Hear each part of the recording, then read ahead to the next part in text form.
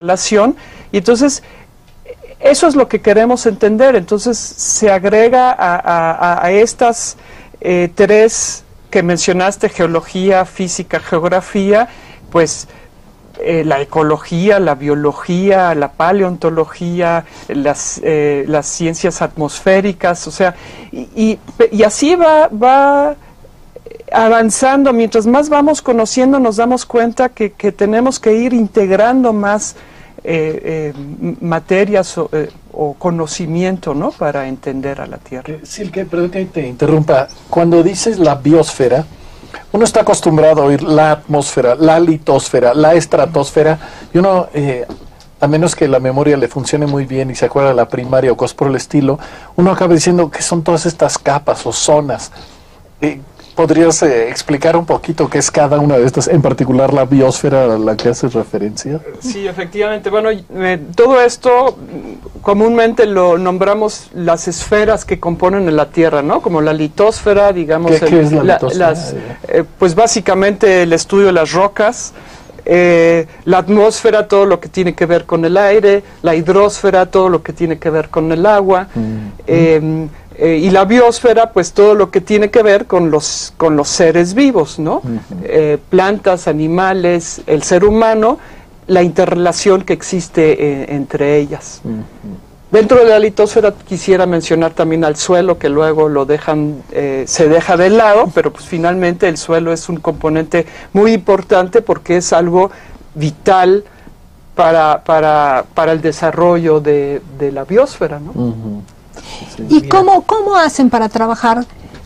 Cada disciplina trabaja por separado, hay grupos que trabajan en conjunto, se interrelacionan para explicar los fenómenos. ¿Cómo se hace actualmente? ¿O hay que especializarse en, por ejemplo, a lo mejor en la litosfera, o para entender desde la parte geofísica los volcanes o los sismos? ¿Cómo se trabaja? ¿Se trabaja en grupos? ¿Se trabaja de manera separada? Yo creo que hay que puntualizar, ya medio lo dijimos, que siendo un solo objeto de estudio nuestro planeta, con sus componentes que hemos dicho, en él inciden un montón de disciplinas. Yo creo que todas, como lo decía Silke, digamos, y comenzando por lo nuestro, física, química, biología y la geología de siempre, pero bueno, como disciplina estas intervienen casi todas ellas para un mismo componente, casi todas ellas para un mismo fenómeno.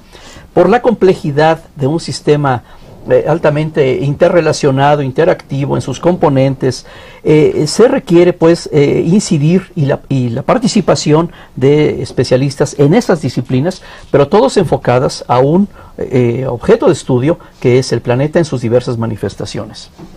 Sí, coincido con eso. O sea, yo creo que no se debe perder las disciplinas individuales, porque en cada una se necesitan herramientas. Uno no puede abarcar todo, ¿no? Sí necesitas a alguien que se dedique a estudiar una sola ciencia y luego... últimamente han surgido eso de los proyectos interdisciplinarios, multidisciplinarios, en donde se quiere conjuntar todas esas diferentes ciencias para entender, por ejemplo, los desastres o cómo las actividades humanas influyen sobre todos estos procesos. Y ahí entra ya no solamente cómo nombrarlas, las ciencias físicas o naturales, sino tenemos que entrarle con las ciencias sociales, porque estos proyectos inter y multidisciplinarios, pues como conjuntas a mucha gente que no necesariamente sabemos trabajar en grupo, pues surgen otras ciencias en donde entiendes cómo interactuamos para poder trabajar juntos. No sí, sé si... De hecho, a veces el tema es el idioma que no necesariamente uno comparte. Por ejemplo, aquí estamos 4 que casualmente son 2 biólogas y 2 físicos. Y aunque cada uno de nosotros ha trabajado en áreas relativamente ajenas, a veces el tema es cómo encontramos las palabras para comunicarnos, para informarnos y para explicar lo que hacemos, porque en forma muy simple caemos en, como uno está familiarizado con un lenguaje, entonces cree que todo el mundo lo entiende. Y nada tiene que ver con ignorancia, tiene que ver con que uno simplemente aprendió términos y luego pierde de vista que tenemos que explicarnos. Y eso, como parte de la interdisciplina, es que tú empiezas a decir algo y de pronto, sí, que perdón, ya no entendí de qué estás hablando, ¿no? Y sobre todo en esta parte que involucra muchos temas, o sea, la química, la física misma, muchos aspectos de la biología, y luego está pues la geología, que uno diría es una mezcla de física y química y otras cosas. Claro, los geólogos ahorita me protestarían, pero uno diría, pues hay básicamente 3 áreas básicas de las ciencias naturales, que son la física, la química y la biología. Las matemáticas uno diría que están siempre juntas o alrededor o entreveradas, y luego siempre está la discusión de si es ciencia o si las inventamos o las descubrimos.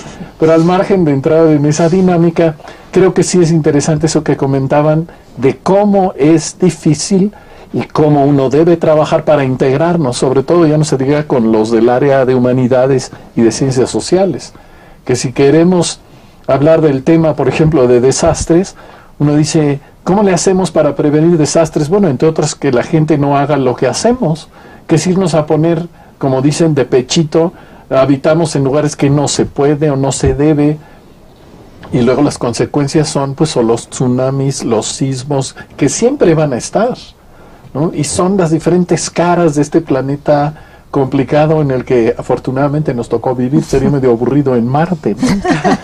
Ahora, la otra parte que a mí me suena muy interesante no solo es la interdisciplina. En fenómenos tan grandes a nivel del objeto de estudio que es la Tierra, también tiene que haber grupos, supongo yo, en los que trabajan con especialistas de otros países, porque los fenómenos abarcan mucho más que algo local, o para explicar algo regional requieren también referencia a lo general. Entonces también hacen eso, trabajan en estos grandes grupos, tienen que, no sé, ver las zonas sísmicas del planeta, ubicar qué efecto tiene un cambio atmosférico en una zona y cómo impacta otra zona, etcétera, todo eso también. Un poco en la dirección de las últimas 2 intervenciones de ustedes, quisiera puntualizar que también una visión y casi una conciencia moderna de nuestra relación con el planeta es como que antes el ser humano era influido por el planeta y sus fenómenos. Y recientemente nos damos cuenta y tenemos conciencia de que también está pasando lo contrario. El ser humano, con sus poderes a veces maléficos, incide a veces para mal en el planeta. De manera que eso es una interacción importante de las que mencionábamos hace rato. Ya no solo la naturaleza influye en el ser humano, recientemente, cosa de siglos o algo así, la presencia del hombre en el planeta es notable al grado de alterarlo. Hasta se confeccionó ya un nuevo nombre para una nueva era geológica, que es el antropoceno, el último pedazo del holoceno de 10.000 años para acá, que permitió el desarrollo de la civilización con un clima moderado, benigno, y luego esa misma civilización le ha dañado al planeta con su efecto en unos 2 siglos, una cosa así, en donde el efecto del hombre es claro. Cambio climático global, cosas por el estilo. Antropoceno, los últimos 200 años y los próximos siglos también, ¿sí? Quisiera también decir yo que hay unos 4 temas que atraviesan todos los componentes y todas las disciplinas: agua, energía, desastres y contaminación. Están en todos los componentes del planeta y cada uno de ellos tiene desde física hasta sociedad y economía y etcétera. Tenemos pues un planeta como atravesado por disciplinas, por temas que son obviamente de gran impacto humano. Repito, agua, energía, contaminación y desastres. Y que por allí va sobre todo la influencia, el abuso, el uso, el mal uso, el buen uso del hombre sobre los recursos naturales de la Tierra.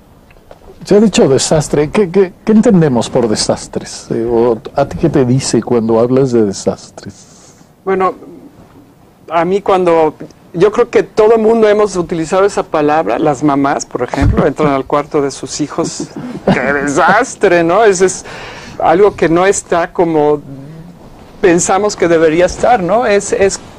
El desastre está definido como algo que afecta al desarrollo de la vida.